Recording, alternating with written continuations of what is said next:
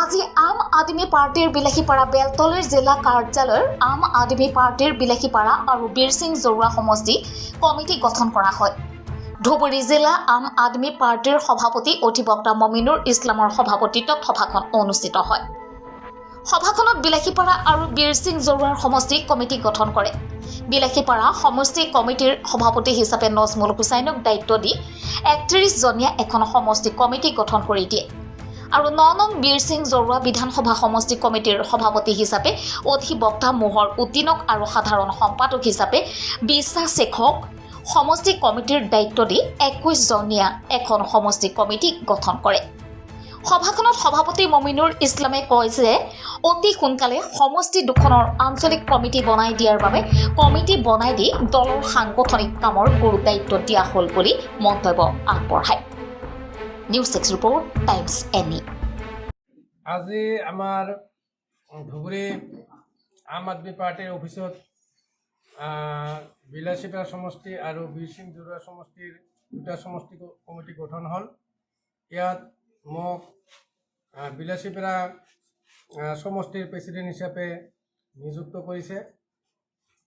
মোৰ এই বিষয়ে মই আপোনালোকৰ সহায় সহযোগিতা সম্পূৰ্ণৰূপে কামনা কৰিছোঁ আৰু মোৰ যিখিনি গধুৰ দায়িত্ব আপোনালোকে অৰ্পণ কৰিলে তাৰ কাৰণে আপোনালোকক মই চবকে ধন্যবাদ জ্ঞাপন কৰিছোঁ আৰু আগন্তুক দিনত যাতে মই এই পদক্ষেপ বলিষ্ঠ সহকাৰে পালন কৰিব পাৰোঁ তাৰ কাৰণে আপোনালোকৰ সহায় সহযোগিতা বিচাৰিছোঁ আৰু মোৰ দায়িত্বখিনি মই পালন কৰাৰ বাবে মই প্ৰতিশ্ৰুতিবদ্ধ হৈছোঁ। সেইখিনি মোৰ হয়, আজি আমাৰ আম আদমি পাৰ্টিৰ দলীয় মিটিং আছিল। এই মিটিঙত আমাৰ সমষ্টি কমিটি গঠন হ'ল আৰু সেইখন সমষ্টি কমিটিত বীৰসিং জৰুৱাক মোক সভাপতি হিচাপে নিক্ষেপ কৰিছে আৰু সকলোকে আমি আন্তৰিক শুভেচ্ছা জ্ঞাপন কৰিছোঁ আৰু অনাগত দিনত সকলোকে আমি আমাৰ লগত সহযোগিতা কৰাৰ কাৰণে আমি অনুৰোধ জনাইছোঁ যাতে আমি অনাগত দিনত যাতে এটা ধুমুহা উঠাব পাৰোঁ, সেয়া আমাৰ উদ্দেশ্য।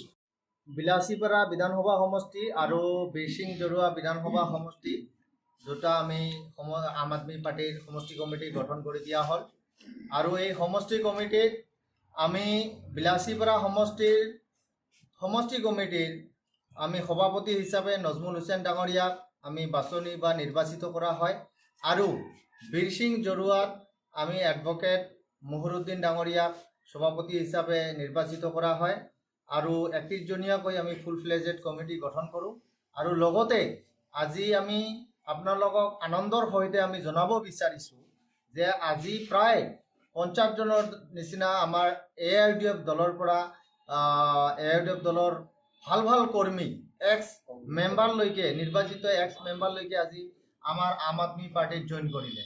সেইটো আমাৰ কাৰণে খুবেই সুখৰ খবৰ আৰু আমি আশা কৰিছোঁ আজি যি দুটা কমিটি গঠন কৰা হ'ল এই দুটা কমিটি আৰু নতুনকৈ আমাৰ দলত যোগদান কৰা অভিজ্ঞ ব্যক্তিসকলৰ সকলোৱে মিলি আমি আগন্তুক দিনত আম আদমি পাৰ্টিৰ সাংগঠনিক দিশ অধিক শক্তিশালী কৰাৰ লগতে আগন্তুক পঞ্চায়ত নিৰ্বাচন আৰু বিধান নিৰ্বাচনত এক বলিষ্ঠ ভূমিকা আশা আমি কৰি আছোঁ।